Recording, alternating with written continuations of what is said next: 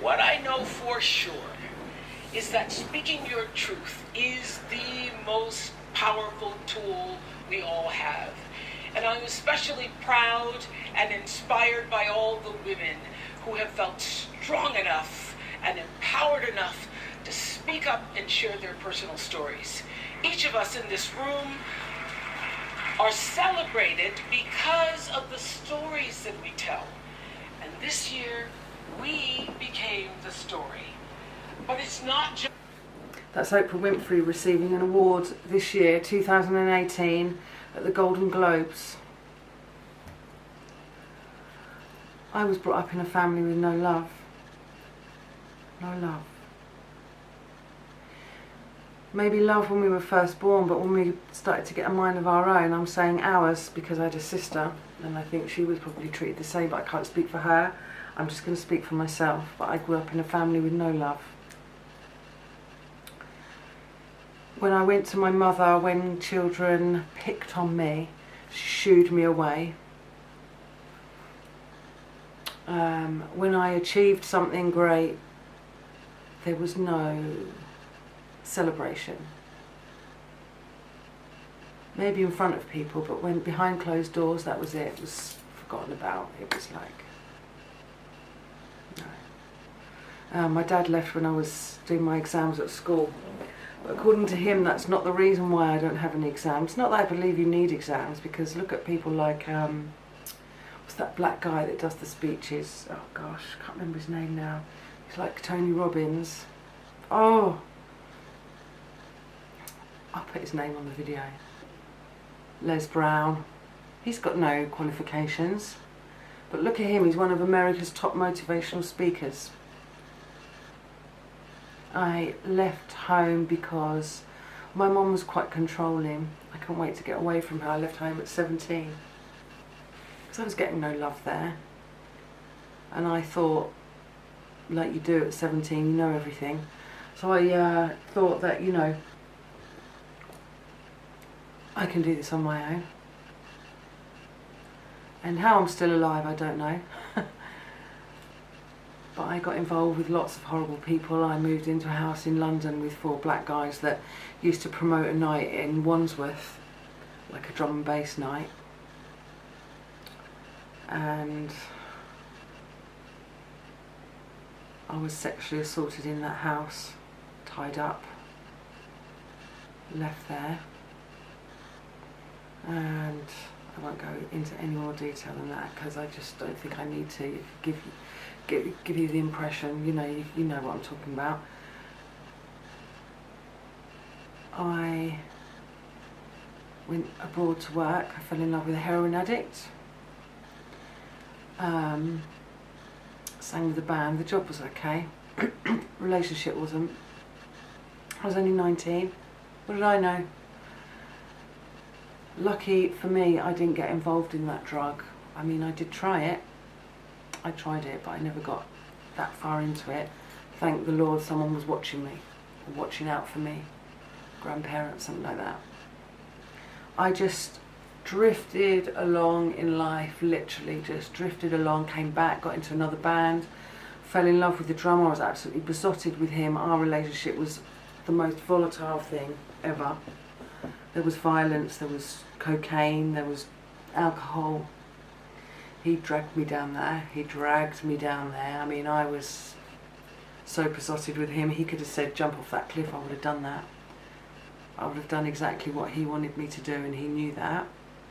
And he was controlling. And it was going after and being around the same people that made me feel comfortable as when I was growing up. So as my parents, as my mother was really controlling, I feel like the men that I've met in my life have been really controlling.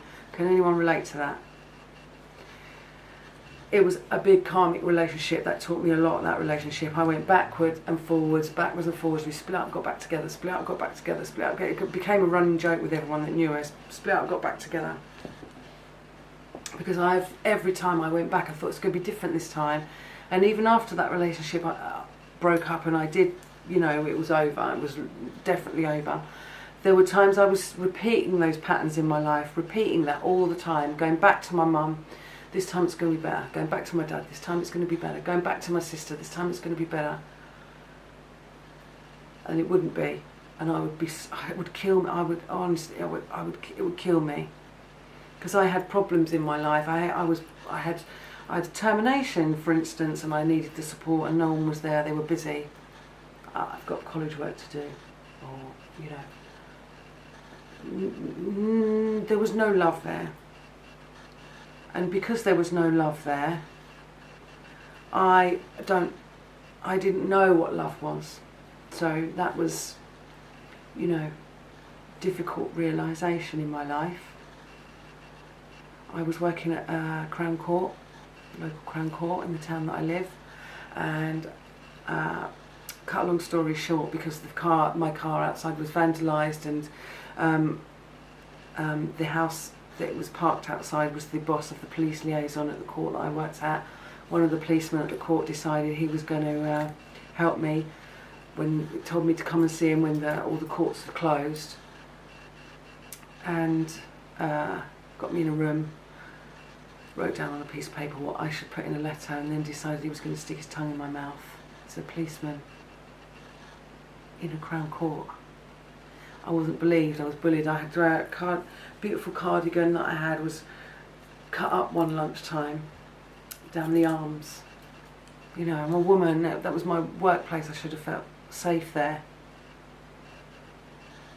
And I just want to put this out there. I just want to say, it's the patterns of when you're a child that your wounded inner child goes looking for those in adult life, and the older you get, the harder it is to hide, the harder it is to push down, like you used to do when you were a kid. So that's my truth. That's my truth. These are my, I've spent hours. I've lived in this flat for over 15 years now. I didn't realise I was going to be here this long, but I've lived in this flat for over 15 years now, and I've sat in this room in some really dark times. And it wasn't until I started meditating that I don't know, magically, I don't know what, but I started meditating, and things came into my life to help me. And I found a gentleman's videos online that was, he was a specialist on narcissistic abuse and typical narcissistic family abuse and relationships, but he was more into it because it happened to him, basically. And I ended up having some therapy with him, and I find myself in the place where I am now, where I can suddenly appreciate things more. It's been a long road, but my family were emotionally cold, and I ended up around emotionally cold people. And where I was young and naive and I didn't know any better, I wasn't going for the good guys, I was going for the bad boys. It was exciting, The nice, lovely, good guys was just so boring to me, so boring. So if anyone can relate to that, you know what I mean. So I started meditating, and these things came into my life, and I resonated with these videos so much. I was a people pleaser, I had codependency issues, abandonment issues, and I had to deal with this. I had to mourn the parents that I didn't have, and I would be on my own, crying and so desperate for something to change.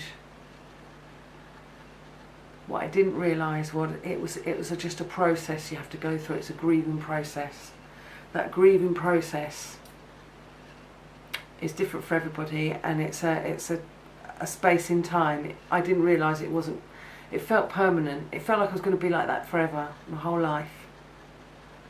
But it's not going to be. It's just temporary.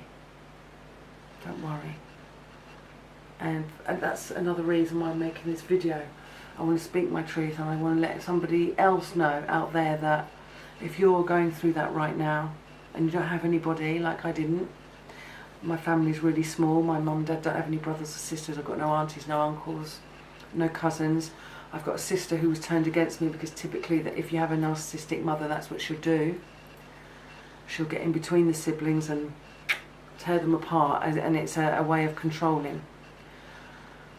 So I didn't have anybody. And I just want to say, if you are that person out there and you're listening to this and you're looking at me, it gets better.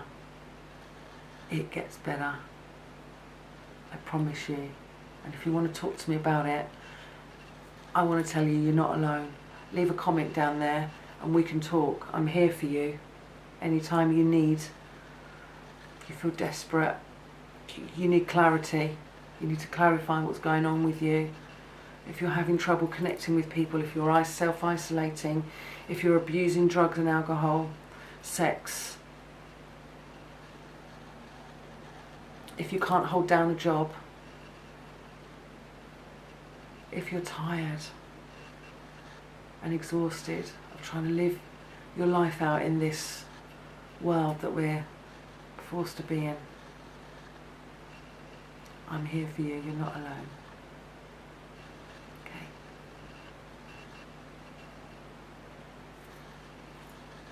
I love you.